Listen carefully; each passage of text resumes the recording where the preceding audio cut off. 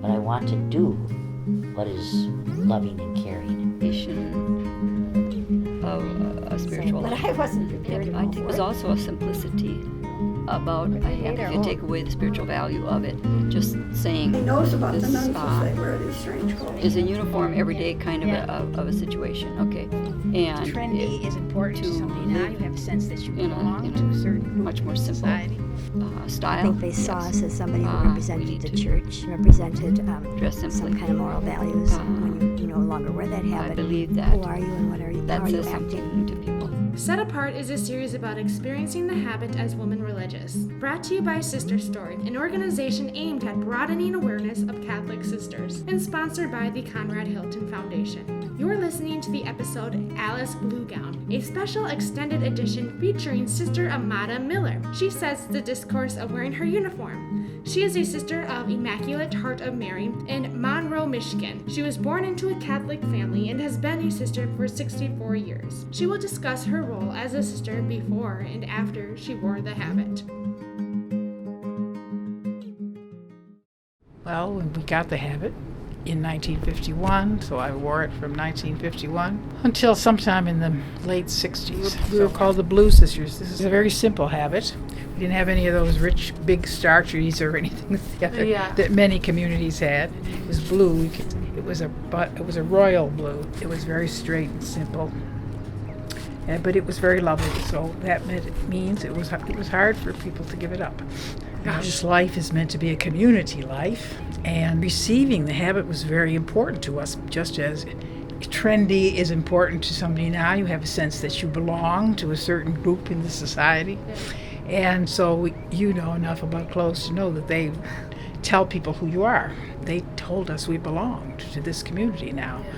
So it was like a rite of passage to receive it. So and it was also sacred. We received it in a religious rite. Mm-hmm. So we went into the chapel, for example, in a white bridal gown, and we received the habit, and then we came out dressed in it.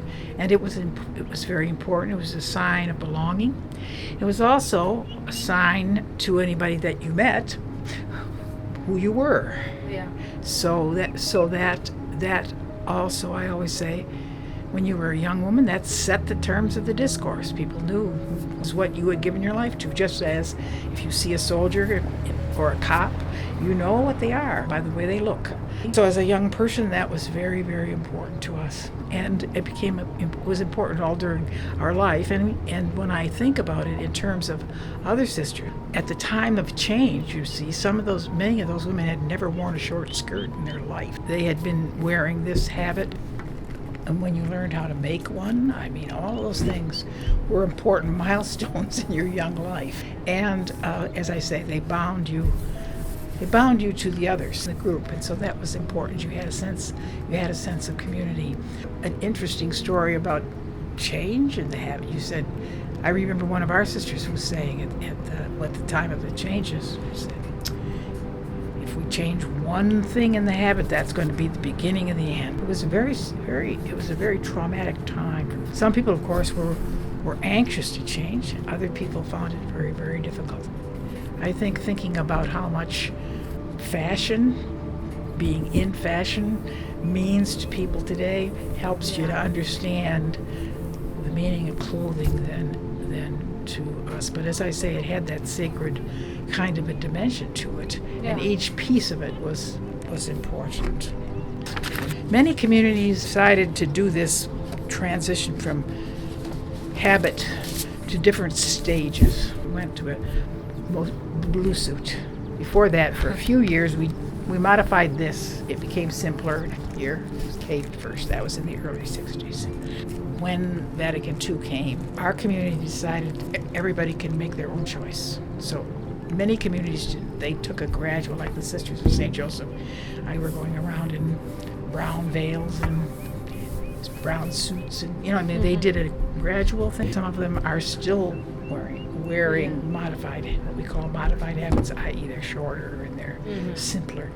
But so it depends on the philosophy of of the community, how you chose to make those changes. And so the stimulus, I believe, as I said, we're a community that is what we call, well, they used to call us apostolic communities, which meant instead of like if you're a Benedictine, you're tied to a monastery, for example.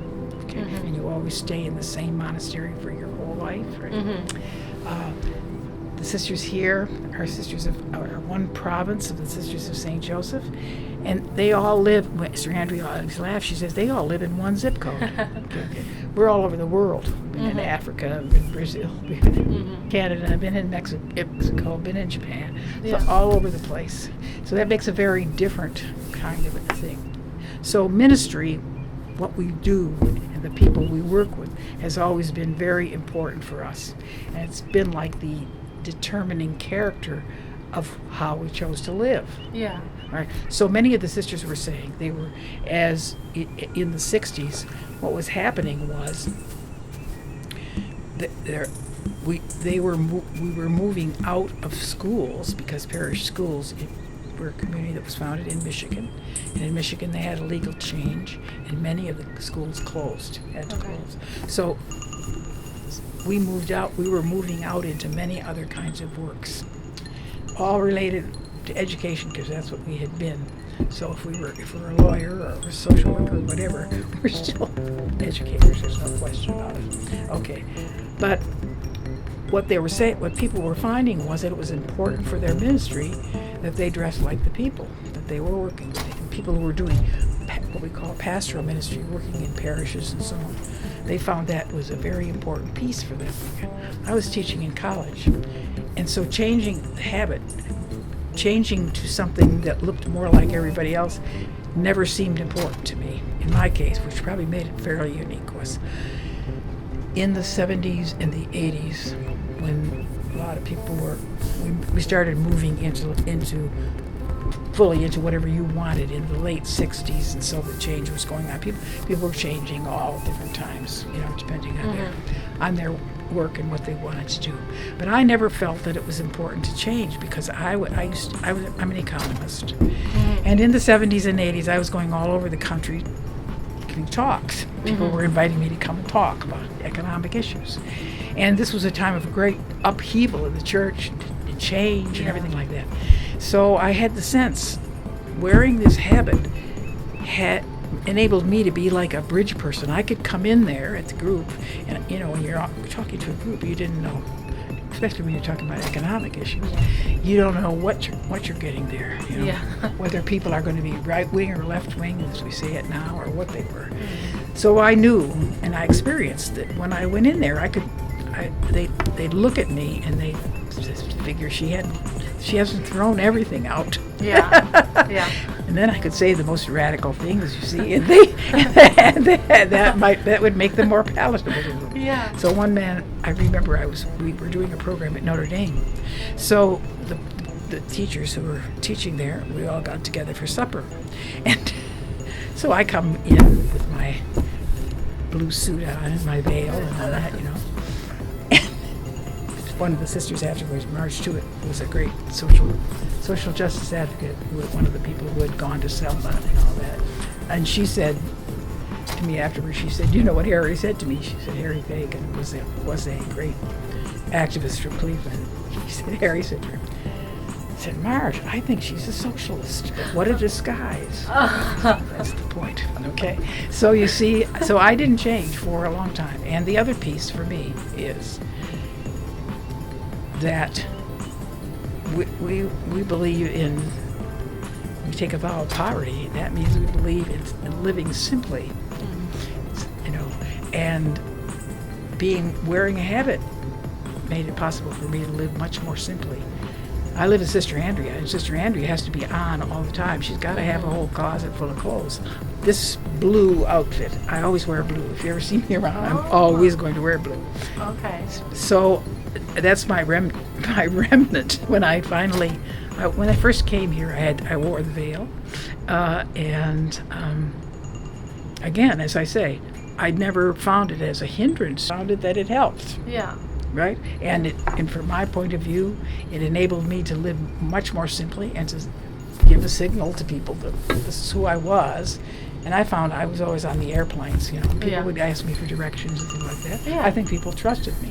Mm-hmm. See, or people would say, "Oh, I feel safe now because you're on this plane." But I don't know why.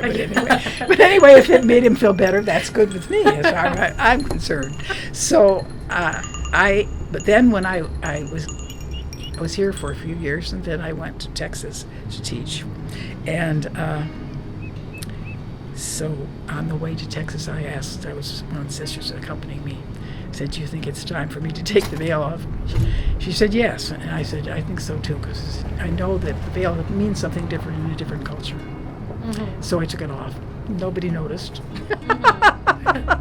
And people still know that I'm a nun. I noticed that the very next day I'm on a plane going somewhere, and this guy comes up to me and he says, "Sister, can I buy you a hot dog?" And I thought, well, here I am. So not having to spend a whole lot of time on clothes for me is an simplicity of life.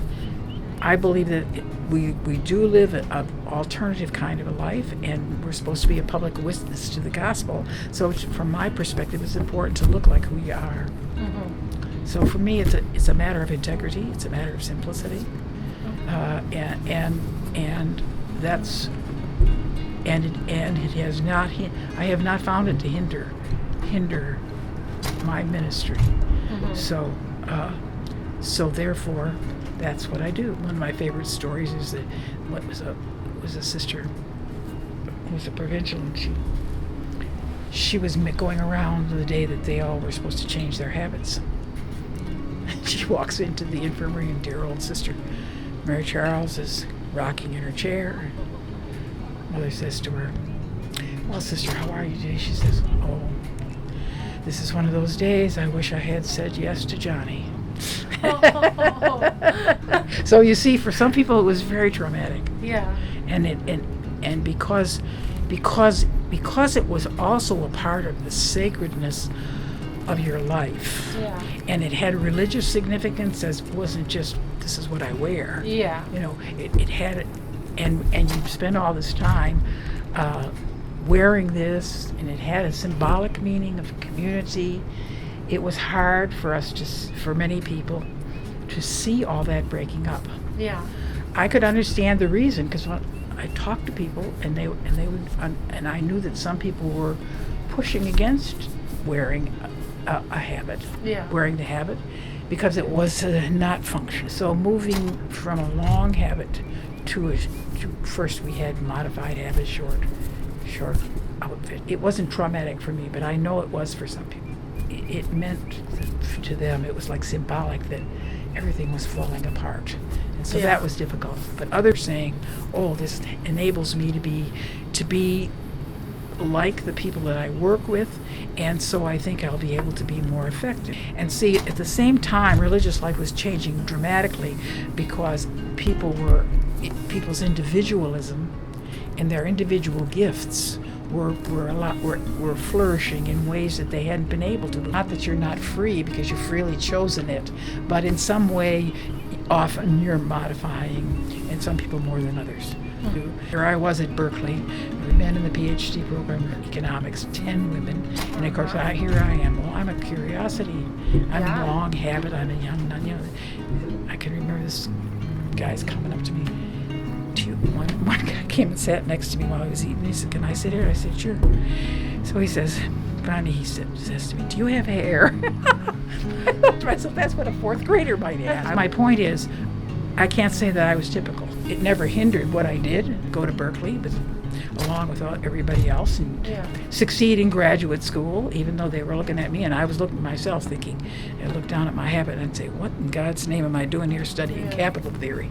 But at any rate, I was. So I think that conditioned the fact that those changes, I didn't feel the need to change, whereas some people did. Sister Andrea always says to me, she says, "Amata, don't worry," she says, "you would look like a nun in your underwear."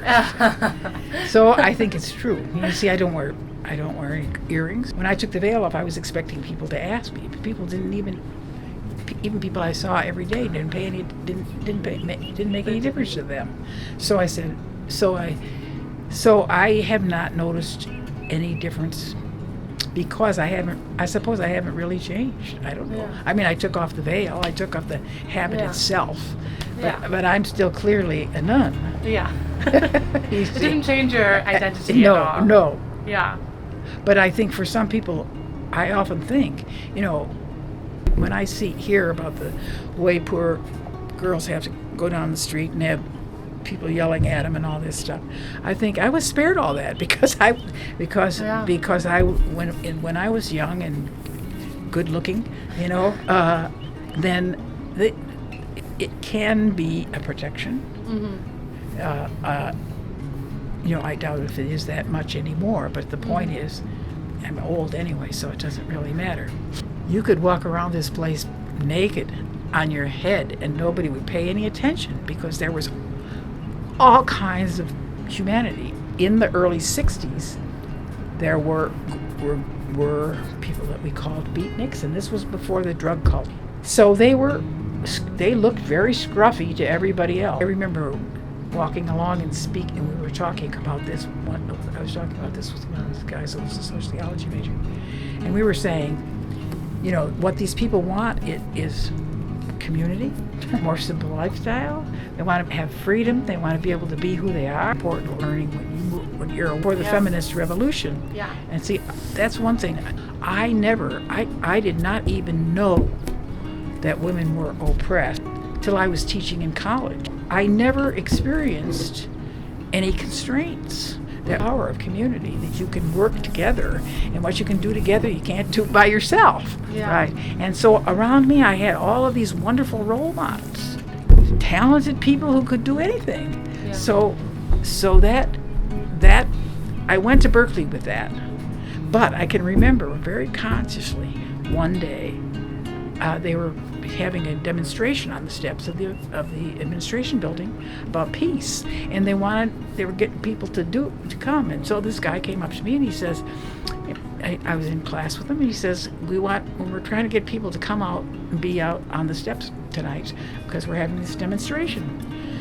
So I said to him, well, look, I said, I certainly agree with peace, but I said, there's no way. I said, I'm a nun. There's no way I can sit on the steps with you all night. Yeah. I got to be in the house by such and such an hour. I could put them in perspective more because I had experienced all this kind of diversity. It helped me to be a better college teacher. Vocation is a mystery, and I don't think it's. I think it's probably true that their religious life is always going to be rarer. I was giving a talk in Slovakia, over in Europe, and this group of sisters was trying to bring their young sisters up to date because they'd been 40 years behind the Iron Curtain. Mm-hmm. And I was amazed. I thought, where did all these young sisters come from? Yeah. And so I talked to the novice, and she said this to me, and I've never forgotten it. She said, I knew when I was growing up that I wanted to be a sister. And she said, I went and asked a priest, and he said, Therese, you must be wrong, because there's no sisters here. God can't want you to be one. But she knew that there were, and of course there were. They weren't visible. They were teaching French in the university or something, living in an apartment. This was before Vatican II and so on. So the point I'm making is, vocation is a mystery. But unless people see an alternative kind of a lifestyle, they don't know that it is. Therefore, I believe that has been a drawback. Yeah. Right. But whether that we're just not seen. People don't know, anymore. And that I think is, but I think when I look at the kinds of wonderful work that many of our sisters have been able to do among the people whom they serve, I have no question about the fact that it helped them in their ministry. So I probably would have been one of those eccentrics anyway. It'd be a different story. And I think that piece of, just as sees a soldier, one's aware of a sacrificial, the potential for giving your life for your country. Okay, yeah. So it has a potential when it's visible to lift people's spirit, right? It also can speak, especially in our society where conformity and conformism is something that many people are pushed into. It witnesses to the fact that there's an alternative way of living. Yeah. Right? And so if you look at the history, religious life has existed for at least 2,000 years, and it's taken on many different forms over the centuries, right? And sometimes it's been a popular thing, sometimes it's been a thing that's been laughed at, sometimes it's been, and anytime the women have tried to do anything different in religious life, they've always come into some conflict with the hierarchy of the church. It's a sign of an alternative, as one of the theologians, Johannes Smith, says. Religious life is meant to be a dangerous memory in the church. In other words, it's meant to speak to the hierarchical church about what, and to the people of God, what is really important in the gospel. And so therefore, when you lose visibility, you lose that. And so that doesn't mean there's not a way to make yourself visible or make it visible, but I think that's what the habit was, I believe. It was a symbol both to us and to other people. As with anything, when you make a change, you gain some things and you lose some things. You know. It's interesting because the communities that do wear habits, they're flourishing. So there's some kind of an attraction. It'll take time before we know whether those young women stay in those communities or not. But that seems to be an attractive thing to some people. Yeah, that's shown up in a lot of research that I've done about the habit and people trying to figure out what, numbers are declining and things like that, and how is it related to the habit. I don't know. It's interesting to think about. I kind of want to think about ways that maybe communities can distinguish themselves without wearing the habit. That's right. You see, many communities like have we have a pin. Yeah, you have this a pin. One as a little one. Sure. Sometimes we have a bigger version of this. Many communities wear crosses, wear medal. Somebody said, I forget where it was, who said, I always know sisters because of the kind of shoes they wear. So I thought that's interesting to me. I never thought of that. Yeah. But we wear sensible shoes, yes. But, that's true, actually. I'm thinking about it. But maybe that's not because we're sisters. Maybe that's just because we want to be able to get around. I don't know. But at any You're rate, just sensible people. You wear sensible shoes. There that's you go. yes. Maybe that's it. We wore serge winter and summer, Yeah. and so it was very hot, and the habits would not dry. They were not healthy in that sense, that because this was plastic. This was what do we call it? It was some kind of a precursor of plastic, and so that would collect moisture under there. Oh. So that was not healthy. Yeah. Yeah. And so and the collar was also of that same plastic, so sometimes it cut into your neck, so it was not comfortable in that sense. But so I think those were the things that I didn't like. What did I like about it? As I say, our habit was beautiful. It was simple and it was beautiful. So it wasn't some of the habits I look at, I think, wow, how can they wear that? Some of those things were so. I mean, remember the BDMs had this thing that was supposed to look like a coffin on their head. I thought, oh my heavens. So ours was simple, and in that sense, this was cardboard, and it was covered with a bonnet board. We just put it on. The veil was pinned on there. It was very simple. So we didn't have to spend a lot of time ironing or starching or anything like that. And ours was blue, and I loved the blue. See, my name was Alice. My mother used to sing Alice Blue Gown to me, so I wore blue all the time when I was little too. So, Alice Blue Gown was a song that was popular when because it had this sacred character to it. It meant something to us. It was a symbol of who we were, and it was a symbol that we belonged to this community that we loved, a big family. There were 1,500 of us at one point. So I think that it's like any kind of clothes. They make you feel a part of a group, don't they? Yeah. And so in our case, it also had that had that characteristic of time, of the sacredness to it. And it, as I say, we'd received it in a ritual.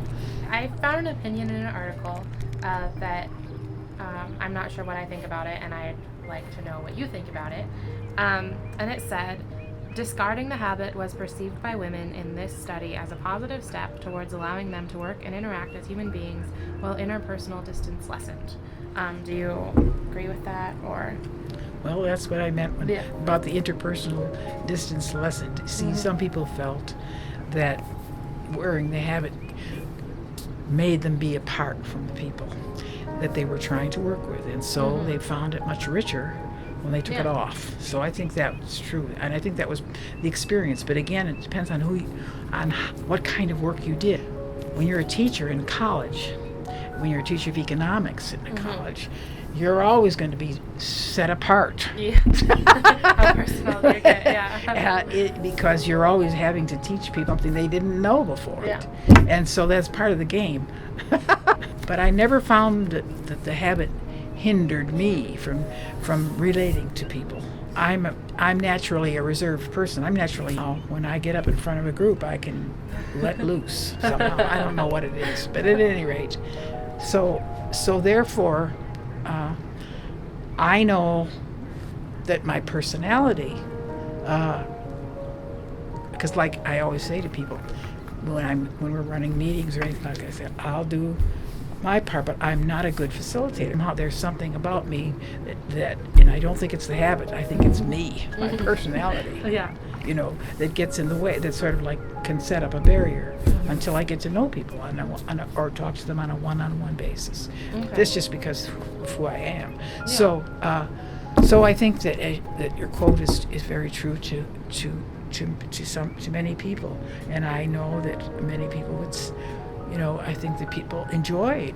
I never was I was thinking about it this morning as I was preparing to talk to you. I thought I never was clothes conscious.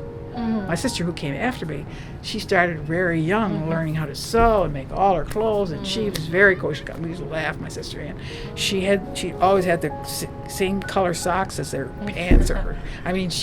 She was just but I never was, and I wasn't sloppy. I remember somebody once saying, one of our superiors used to say, she used to say to us, "You may not be a beauty, but you need not be a fright." So the point, I think that also makes a difference. If a person is clothes conscious, right? Then they're being able to dress freely like they wanted to was a really big thing for them. But it wasn't for me. I just wear clothes because they're something that you need to wear clothes. I would make sure that I have something warm on, that I look decent. Right? Only wear blue things. So when I had knee surgery and I came in this very cold climate, I started wearing pants. I didn't wear them before. Right? So I always wear a blue sweater or a jacket or something like that. When on festive occasions, we used to talk about having 3 habits. Number 1, which we wore on Christmas and Easter. Number 2, that we wore to school, and number 3, that we did when we were doing the housework. So you see, my decisions are made simply. I just have a few things, and some of them are very old.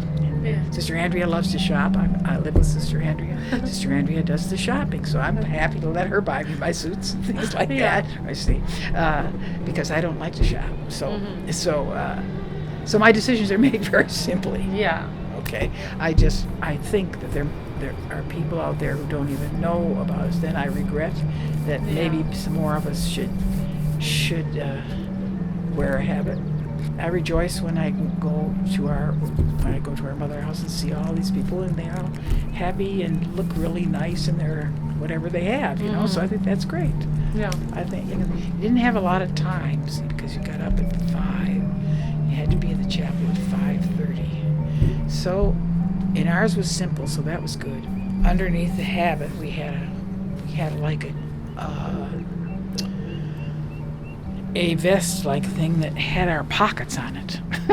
And so people you could put anything in those pockets, which was good, you see. And so you put that on first, and then our habit was just one long robe. And we had a belt that went around our waist. We wore a rosary down here. And then we had what you call scapular, which was a long piece that was just a long panel in the front and the back. And then we had a cross like this. Then we put this on. Put that on, and then your veil was pinned to this. And we had a band. You had a band around your head here. The bad part of that has been your hair is thin at the top. Now because it was under there for so long. Anyway, I had a band. I just went around like this. And then we put the thing on. So it didn't take long to get dressed. Yeah. Is that the kind of thing you wanted to know? Because some of them must have had to spend a lot of time. Yeah. If it was complicated. Ours wasn't complicated.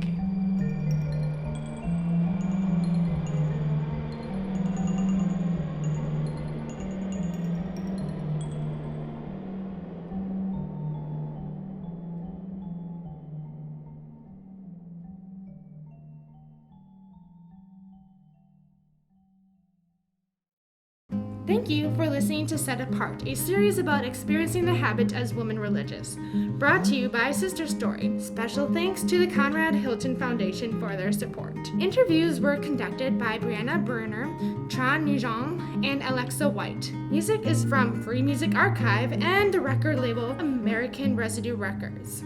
This series has been produced by me, Lily Jacobson, with additional support and guidance provided by Garrett Tiedemann and Alicia Beyer. Please connect with us at sisterstory.org. Check out our video content on Vimeo and YouTube. Like us on Facebook and follow Sister Story on Twitter, Pinterest, and Instagram. Planning any events for National Catholic Sisters Week, March 8th through 14th? Connect with us at nationalcatholicsistersweek.org and submit your events for post and promotion. We look forward to hearing from you soon.